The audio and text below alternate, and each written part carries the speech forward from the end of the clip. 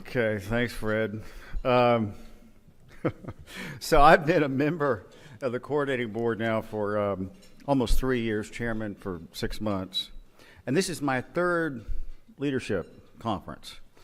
And I've learned a lot each time I've come. But the highlight, without question, has always been Raymond Paredes's State of the Higher Education Address. It's a high-level overview that describes where we are, the challenges ahead, and the path forward to achieve the goals of 60 by 30 Texas. It is both detailed and strategic. And this is true. I always come with a fresh cartridge in my pen and plenty of paper to take detailed notes, and I scan those notes and save them to my computer and review them from time to time. Now, remember my 5 stages of higher education grief or issues. One, you start out, you're drinking from a fire hose, you've just all this information, you have no idea what's going on. Second, you understand the language of higher education. Third, you start identifying the issues, like, oh, okay, that's important, I see. Fourth, you start to prioritize the issues. And fifth, then you realize, you know what, I really don't know as much as I thought I did. And so each time, I hear Raymond's address, I learn more, and it kind of gets all that stuff in perspective for me.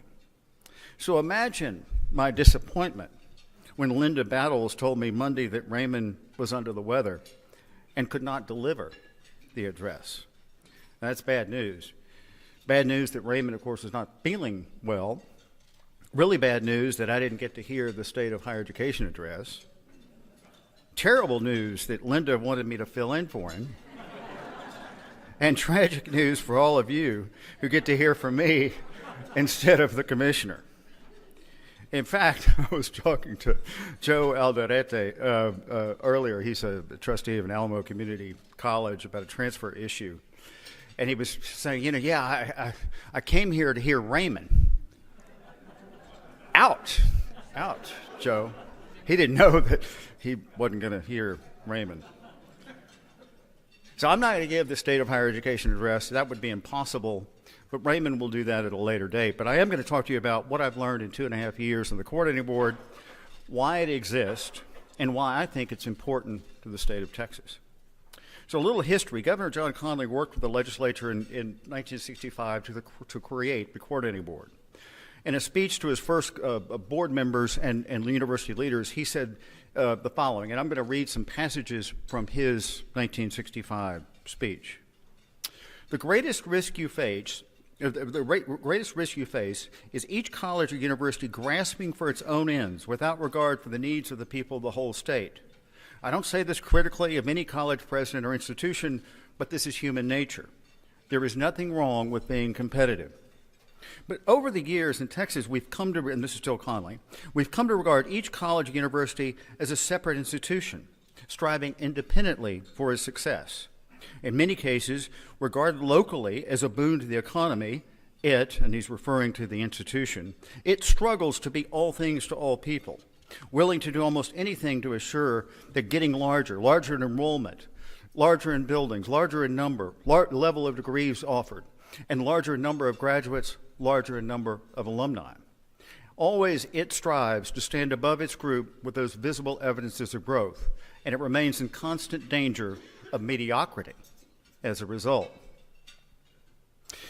To the coordinating board members in that speech, he said, I assure you that none of you were appointed to represent any institution. You were named to represent the state of Texas in coordination of all higher education under state authority. Neither were you appointed to represent the geographical area where you were born, attended college, or where you now live. Texas, the entire state, the youth of the state, is your constituency. And to that constituency, you owe your loyalty and allegiance. It is your responsibility to determine educational questions according to educational measures and standards. You should leave politics to the politicians and administration to the administrators. On legislative appropriations, Governor Connally said, the level of funding is normally the focus of disagreement. At the same time, the cost of new programs, their initiation and approval, is not so well understood. Everyone in the educational world knows that a new doctoral program of acceptable quality adds substantial cost of libraries, faculty salaries, research allocations, and administration. But the costs have never been measured, and the institutions have a tendency to minimize the initial cost and to maximize the continuing cost when appropriations are requested following approval. Okay, let that sink in for a second. Let me read it again. But the costs have never been measured, and these institutions have a tendency to minimize the initial cost and to maximize the continuing cost when appropriations are requested following approval. Aside from cost, Connolly continues, the tragedy of poor programs is they perpetuate a fraud upon those students who complete them. On community colleges, and this is 1965, he said, for the first time, junior colleges under your direction become full partners in our total higher education endeavor. And I urge you never to forget that the best classroom instruction may well exist in these institutions. A number of Texas junior colleges have been extended to the senior and graduate years. You must determine when this extension has gone far enough to endanger the strength and vitality of the whole educational system. And finally, on higher education advocacy, I want you to be a spokesman for higher education in Texas and to lend encouragement to our institutions, to praise their progress, support their steps to excellence, and to applaud their imagination and initiative in imparting knowledge. So Governor Connolly's speech stands as the coordinating board's lodestar. So what have I learned about the higher education in Texas and the coordinating board role in it? Well, one thing I've learned is Connolly's themes come up again and again, meeting after meeting. So let me talk about, just my thoughts on Connolly's concerns about mediocrity and waste of taxpayer resources. Maybe not waste, it's proper allocation perhaps. The structure of the Texas higher education system makes coordination difficult. Texas is a vertical, think of a silo, a vertical system, at least at the university level. We have distinct and separate systems with institutions that have very different missions within each system. As an example, the UT system has its flagship in Austin, several emerging research institutions, several regional universities, all under one roof, not to mention the healthcare institutions. Many different missions. Texas A&M has a similar grouping of institutions. In contrast, California has a horizontal system. The UC system has all the top research institutes, the UC, the University of California system, all grouped together. The Cal State system has more regional universities grouped together in under another umbrella. Competition surely occurs, but it's easier to rationalize in California and to coordinate. So California would not have an issue, and here I'm getting, a little dangerous water, but I'll make a disclaimer. California would not have an issue of, say, A&M Kingsville wanting to expand into UT RGV's geographical area because the area is really growing fast. Now look, I just read this in the paper, and to be clear, I have no opinion whether that's a good idea or a bad idea. But it will come to the coordinating board, and we will give it scrutiny and rigor and look at it as in the interest of the state. But my point is that kind of geographical competition is less likely to occur in a horizontal system like Texas, like California's, and much more difficult to manage in our vertical system. So, as Governor Connolly pointed out, expansion is in the DNA of higher education, and that competition can be good. After all, very smart, ambitious presidents don't get hired by these institutions to maintain the status quo. But we need a strong coordinating board to make sure that expansion doesn't waste state resources. Is there a compelling need for a new doctoral program, for instance? Are the costs fairly estimated? Does the institution have the resources and experience to assure a quality product? In my experience, in almost 3 years now, an institution always comes up with seductive and persuasive arguments to advance their proposals. Things like, well, we're only doing this because the community demands it. Employers keep bugging us to produce graduates with this kind of skill. And we have donors ready to step up, all we need for the coordinating board is to give us approval. Now, one thing I've learned is never underestimate the power of local economic interest to influence a program proposal. Real estate developers in particular love expansion of colleges and universities. As an example, so I attend this Yes Prep lunch, and there's probably 10 of us, with a guy that used to head the superintendent of LA Universal School District, a guy named John Dacey. And John and I got in this, K through 12 and higher education discussion. And anyway, there was a guy that called me. He happened to be a local real estate developer, and noticed, I kind of recognized the discussion. So he called me the next day and asked for lunch. And at lunch, and I guess he thought that I and the coordinating board were some kind of education czar, he made a pitch. Why is that funny? Are we not? Anyway, he made a pitch for the University of Houston to open a campus on his development in Northeast Houston. And I told him, look, I don't have anything to do with that, but I put him in touch with people at U of H, and which he did. And in fact, to U of H's credit, I think the response, which I'm not in the middle of that at all, but, was, hey, look, we're focused on West Houston, getting that campus, ready, up and going. It may be something we might do in the future. Again, I applaud what I heard is a recognition of, let's look at the need, let's look at our resources to make sure we can do this. So anyway, the guy was very thoughtful, interested in higher education, but basically he just wanted the development, the U of H campus on his development. So never underestimate the power of local economic interest. So what is often lost on everyone, certainly the local economic interest, if not the institutions themselves, is the higher ed pot is not expanding. Repeat, the higher ed pot is not expanding, nor do I think will it expand. It might just barely keep up with inflation and enrollment growth if we're lucky. So what happens when you add an existing program, an expensive existing program? Well, it takes from the other existing programs in the pot. It's not really expanding. Now, in an ideal world, the coordinating board would have the power to eliminate low enrollment or low quality programs to make room for programs that have a greater need or of greater quality. But the legislature took that power away from us, well, before my time. So the pot is not expanding, barely growing enough to keep up with growth and inflation and student enrollment. So the need for the coordinating board scrutiny is even more than it was in 1965. But let me suggest that the coordinating board scrutiny and the rigorous examination of degree proposals greatly benefits the institution making the proposal. It might be a pain, but the result is almost always a better product, one that will make the institution better in the long run. So another thing I've learned in the coordinating board, service in the coordinating board, is the importance of the coordinating board's audit function. A lot of taxpayer money flows to the coordinating board, mostly Texas grants and TEOG, but many other programs as well. And the legislature charges us with making sure the funds are used properly and disbursements are well documented. This can and has caused conflict with some institutions. But let me suggest again that this scrutiny greatly benefits the higher education institutions in this state.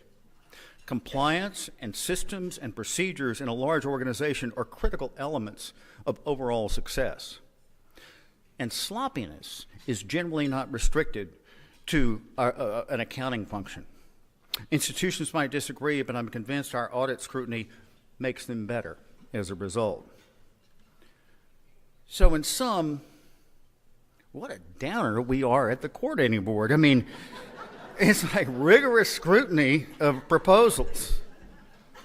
Lack of sympathy. Can you imagine? Lack of sympathy for local economic interest. Audits that can result in money that has to be given back to the state.